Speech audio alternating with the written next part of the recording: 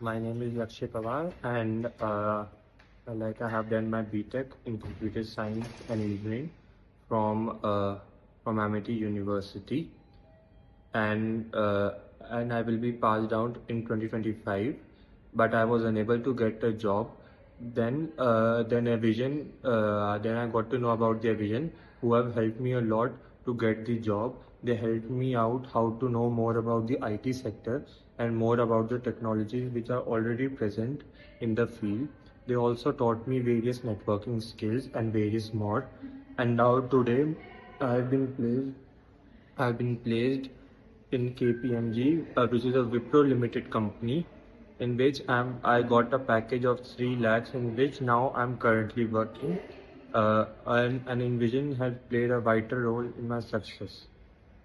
And I'm really grateful for the Envision for being a part of my life, in which they have played a role to help me get the job, and they have